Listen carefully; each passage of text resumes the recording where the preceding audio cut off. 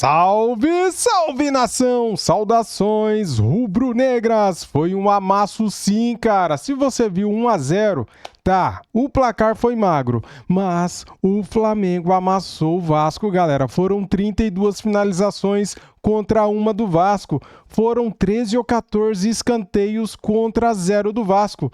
O Vasco não fez nada no jogo, o Flamengo jogou praticamente sozinho. A sorte do Vasco é que o Flamengo está sem pontaria. O Flamengo está voltando de férias. O Flamengo não está com ritmo de jogo. Está faltando aquele time da bola. Se não fosse isso, cara, teria sido 10-0. O Flamengo destruiu o Vasco. Falando de futebol, o placar foi magrinho. Eu gostei do jogo. Gostei muito, cara. Minha Nossa Senhorinha, a imprensa, será que gostaram? Será que vão elogiar o Flamengo depois desse amasso? Eu acho que vão, hein, galera? Deixa o like para ajudar, se inscreva no canal, seja bem-vindo e ative o sininho. Quero dar os créditos para a ESPN Brasil, link na descrição. Inscreva-se lá, vamos lá. Falando dessa vitória do Flamengo sobre o Vasco 1-0, que eu diria, Leonardo Bertozzi, a melhor atuação de uma das grandes equipes do futebol brasileiro nesse começo de temporada.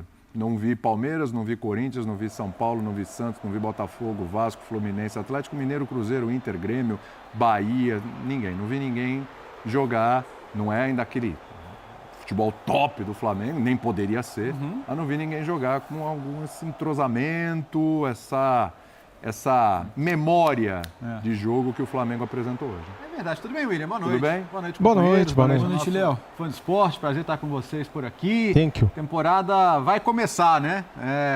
Semana que vem tem Brasileirão, mas os times já estão obrigados. Aí o Flamengo foi obrigado a chamar, você falou em chamar a cavalaria, chamou pelo menos parte do batalhão, né? Não chamou ainda não teve Jorginho, não teve Arrascaeta. Chamou todo mundo, mas chamou o suficiente para jogar melhor que o Vasco e vencer o jogo hoje. O Vasco teve uma grande chance, né? Chance cara a cara do GB no primeiro tempo, mas o Flamengo já teve mais volume e é importante falar isso porque quem olhar a história do jogo, e a gente ainda está com imagens do primeiro tempo, já está começando a ver as grandes defesas do Léo Jardim, vai ver que o Vasco teve a expulsão do Barros no começo do segundo tempo, na minha visão a expulsão correta, e o jogo foi de sentido único a partir dali, mas já 11 contra 11 o Flamengo demonstrava sim superioridade, capacidade de chegar bem à frente.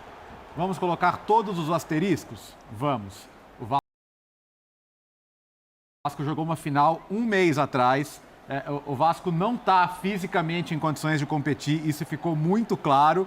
Mas aí o Flamengo também não, né?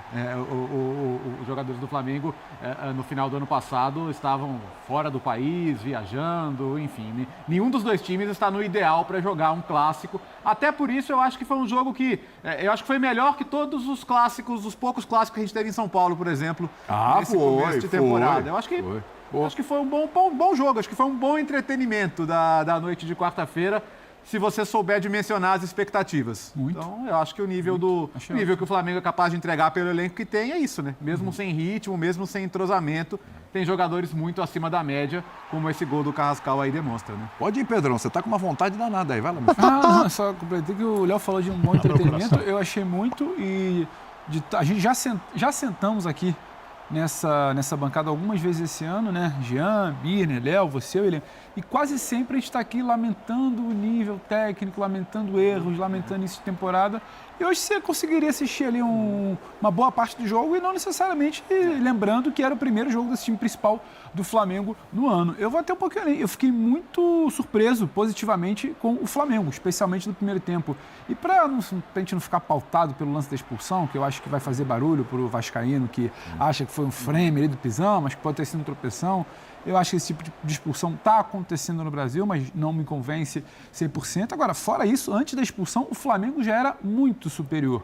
Não fosse o Léo Jardim, podia estar 2 ou 3-0 para o Flamengo já. E é um Flamengo que pressionava alto, sabia por onde jogava, sabia por onde criava. O número excessivo de cruzamentos não era o cruzamento da chuveirinha ou falta de repertório. Era um Flamengo que balançava demais a defesa do Vasco quando cruzava, pegava a defesa bagunçada, desarrumada. Ora um jogador, ora o Bruno, ora outro jogador. O Carrascal e o Cebolinha, gostei, os dois meio que por dentro, por ali, não necessariamente tão abertos, porque os laterais passavam, né? O Flamengo de muita imposição, então passavam os dois laterais. Cebolinha e Plata, o Cebolinha e o Carrascal também por dentro, me gerou uma sensação positiva. Achei que a gente poderia olhar para esse Flamengo e falar, caramba, foram avisados ontem que tinha que jogar hoje, uma coisa meio modorrenta, indo uma marcha lenta, e não.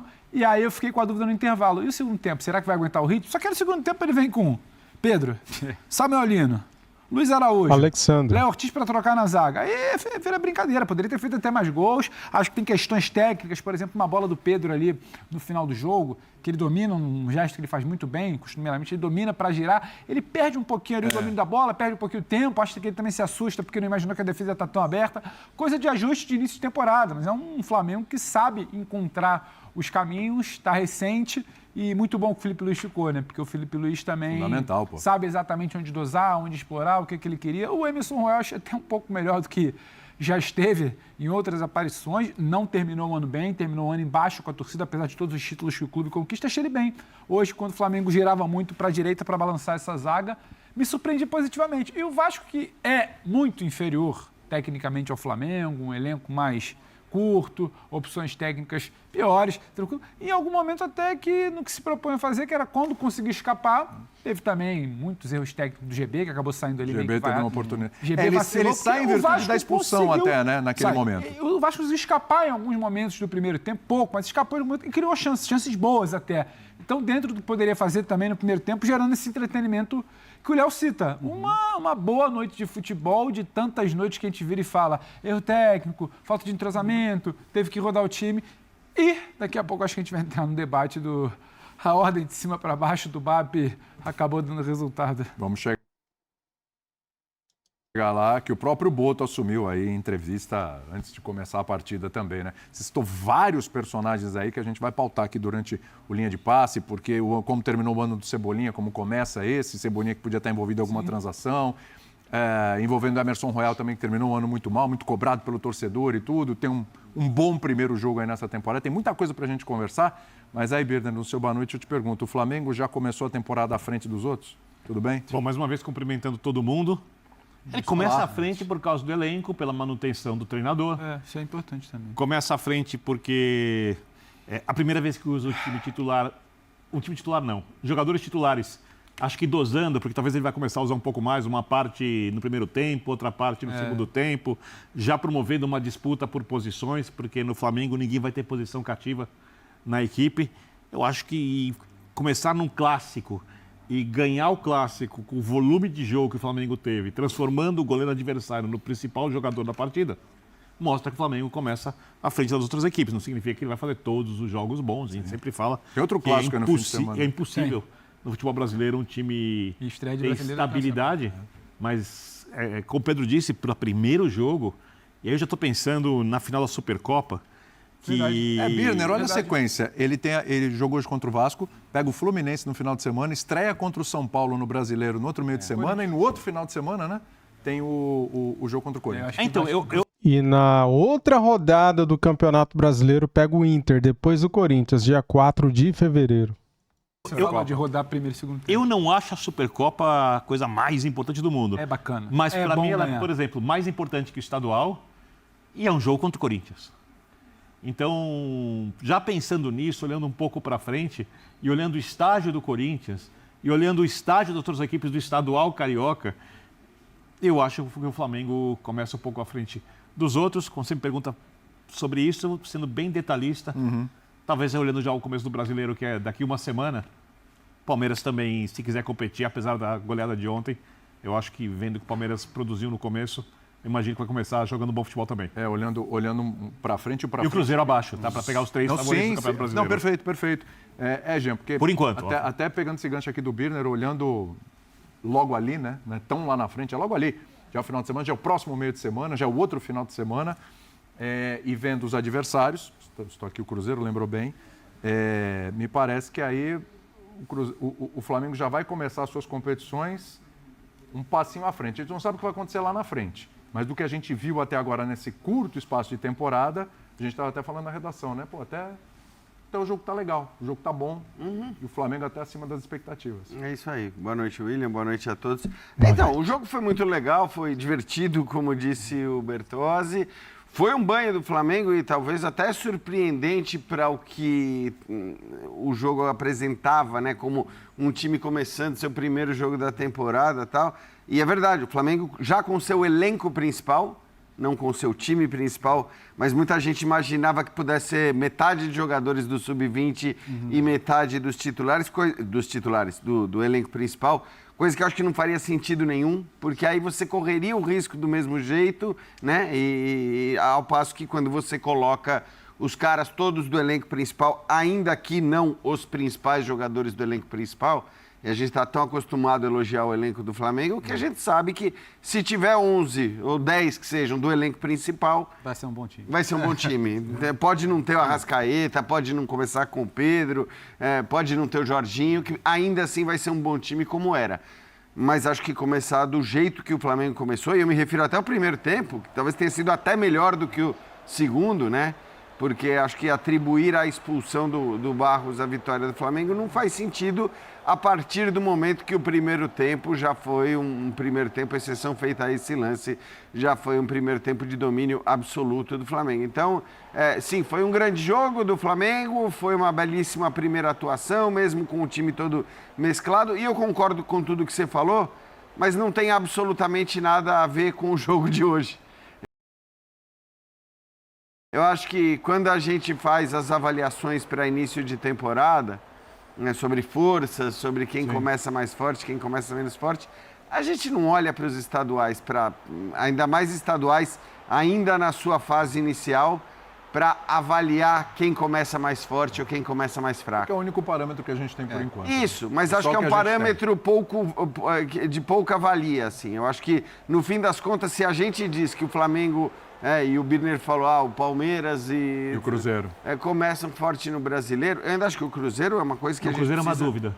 O Palmeiras que eu vejo na quarta-feira que vem já conseguindo competir legal. Sim, eu acho também. Eu acho que assim, e tudo isso a gente traz dos elencos, dos técnicos, da força vinda da temporada passada. Eu acho que é muito mais tudo isso que a gente usa para fazer qualquer avaliação sobre início de temporada do que o jogo entre Flamengo e Vasco, do que os 3 ou 4 primeiros jogos de campeonatos estaduais dos grandes. Acho que, enfim, é legal, foi divertido, foi um bom jogo. Acho que a torcida do Flamengo deve estar feliz com o desempenho desse time, que está longe de ser o time titular, mas é um time formado por jogadores do elenco principal.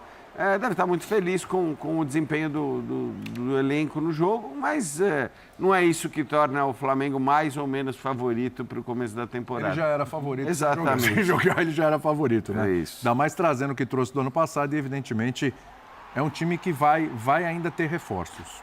Mas certamente vai. É mais próximo. Você tem Jorginho, Arrascaeta, Varela... Varela estava no banco. De La Cruz e Ayrton Lucas. Tirando esses 5, a tropa foi pro jogo em algum momento. O Pedro a gente não sabe ainda. O Jorginho Arrascaeta completamente fora, que o Arrascaeta ainda não está bem fisicamente para jogar, e o Jorginho arrancou um dente, né? Teve isso. Danilo também estava fora, né, galera? Fica a questão que outro fora do jogo teve a declaração do Boto de que estão, claro, buscando atacante, mas... Um atacante não. Específico, exato. De uma característica diferente do Pedro. Isso. Por causa que ele virou e falou, é mais ou menos o que vocês viram da busca pelo Caio Jorge, mas não é qualquer um, é o atacante. É isso. Ou seja, ele vai atrás de alguém desse tamanho aí. E não vai ser qualquer um. Ele fala que não é difícil. É o Mr. X, né? É o Mr. X. É o Mr. X. É o cara, assim, que acho que o que ele quer dizer? Se não for, não vai contratar por contratar. Sim. Né? Não é se não for esse cara, vai ser um cara diferente. Não, tem que ser Ele vai trazer alguém do tipo do Caio Jorge. Até porque, assim, vamos olhar. O Flamengo tem vamos pegar só o lado esquerdo ali.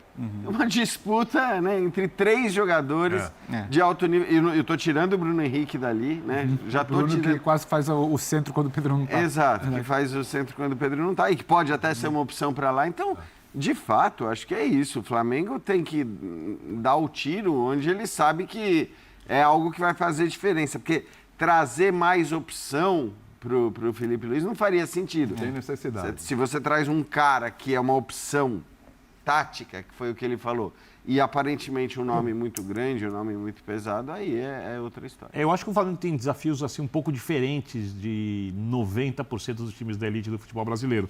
Porque, é desenvolver o jogo se comparado ao que mostrou ano passado. Sim. É aumentar a regularidade, é ter mais ideias de jogo, falo do ponto de vista tático, para poder ser mais difícil ainda de enfrentá-lo durante o ano. Tudo isso no meio de um calendário maluco, onde vai ter Copa do Mundo. Tem desvantagens na Copa do Mundo, a gente olhando que foi o Campeonato Brasileiro e olhando que a Arrascaeta vai para o Uruguai, vai para a Copa.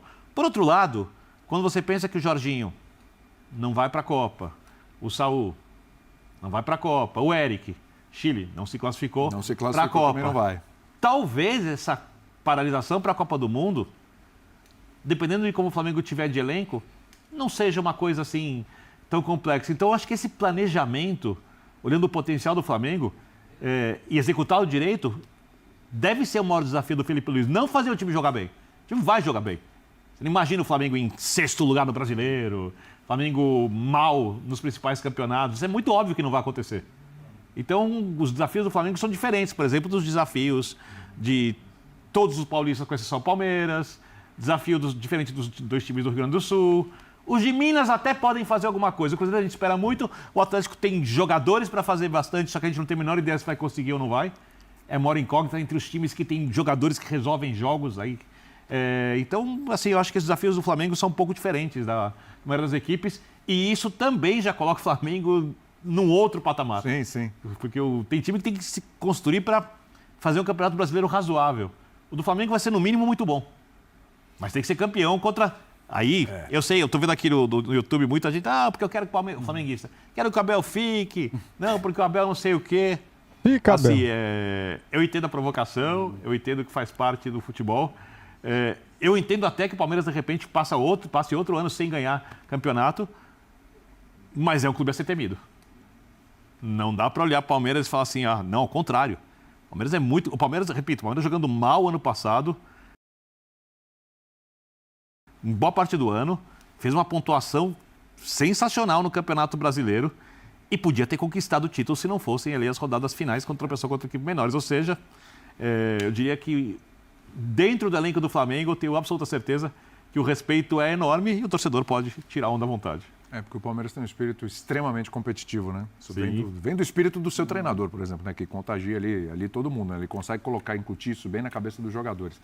O Palmeiras ainda ali é o principal rival e o Cruzeiro, vamos ver o que vai fazer durante o ano, mas... Pode entrar nisso, né? Exatamente, é postulante a isso ainda, dependendo do que vai fazer a gente vai ver nesse primeiro semestre ainda. Mas esse desafio do Flamengo de subir o sarrafo é pela qualidade do jogo... É jogar, porque os títulos, evidentemente, vão se equipar, vai brigar pela Libertadores, Brasileiro, tá tudo certo, é por aí. Mas é melhorar ainda a qualidade de jogo, aquela coisa mais próxima do, vamos dizer assim, do show que o torcedor quer ver?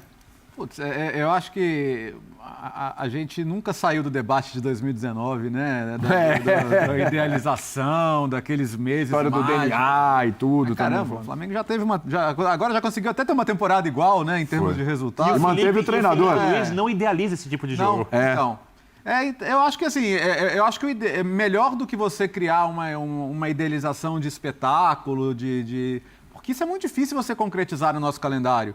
Que você joga, sabe? Que você joga toda semana 2 vezes. É muito difícil. É muito difícil.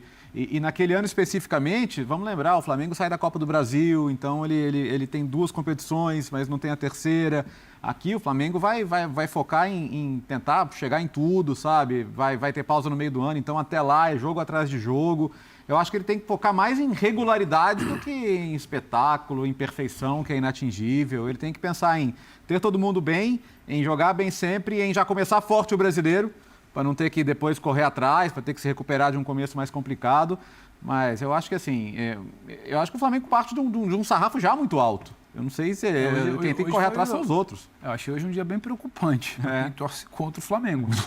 Porque semana que vem tem um Flamengo e São Paulo. É claro que o São Paulo hoje roda o seu time, mas o que você viu de São Paulo principal até aqui. A gente está falando da primeira rodada do Brasileiro. Não estou comparando quem está em momento, mas é a primeira rodada do Brasileiro. E eu acho que essas primeiras rodadas de Campeonato Brasileiro, elas vão reservar alguns resultados para a gente que talvez a gente não imaginasse se ele começasse ali como começou no ano passado, abril, por exemplo.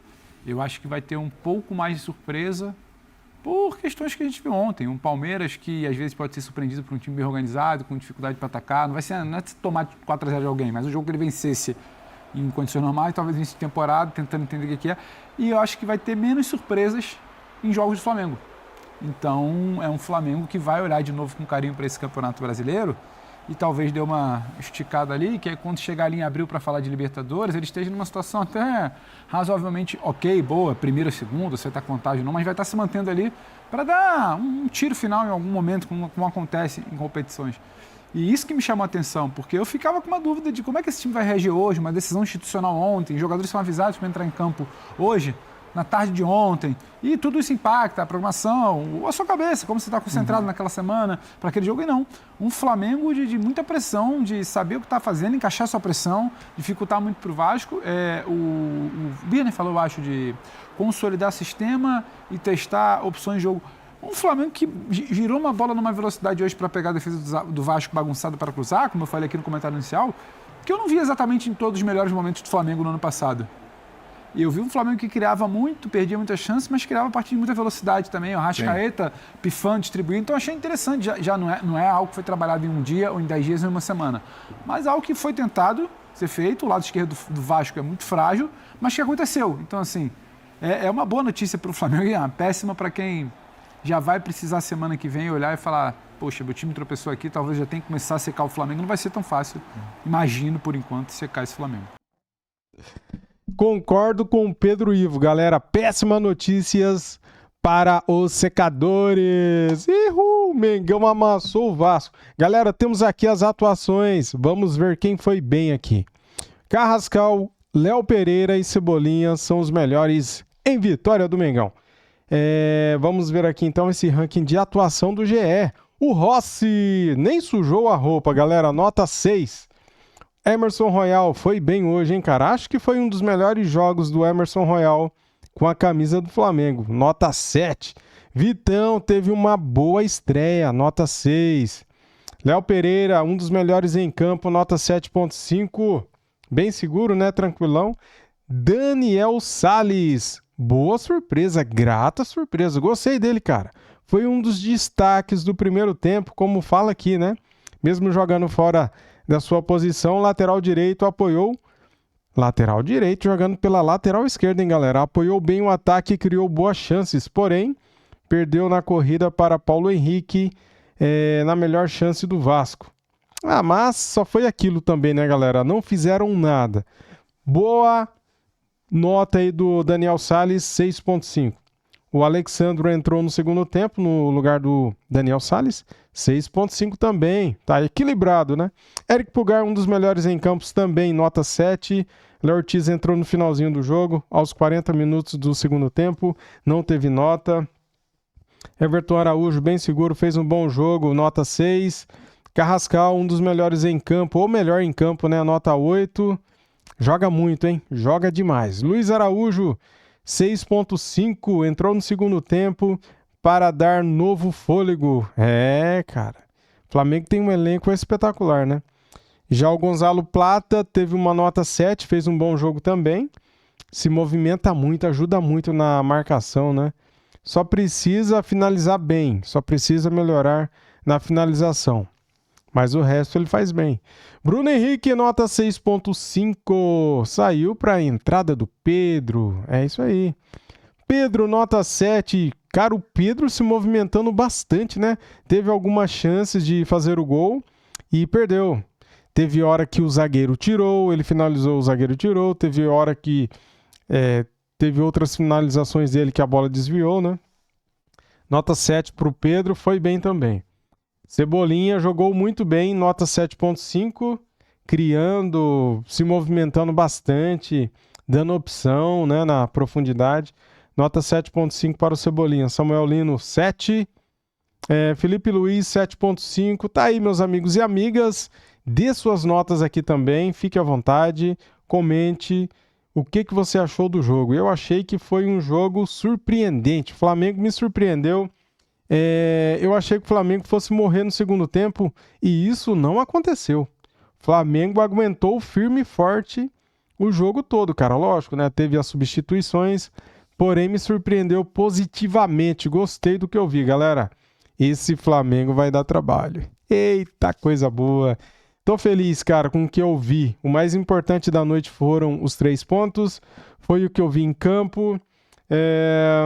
O melhor jogador do Vasco foi o goleiro, para você ver como que o Flamengo foi bem, né? Foram 32 finalizações, um volume monstruoso, um volume de ataque muito grande e o Flamengo criando bastante oportunidades, só que bola no gol foram 12, tá?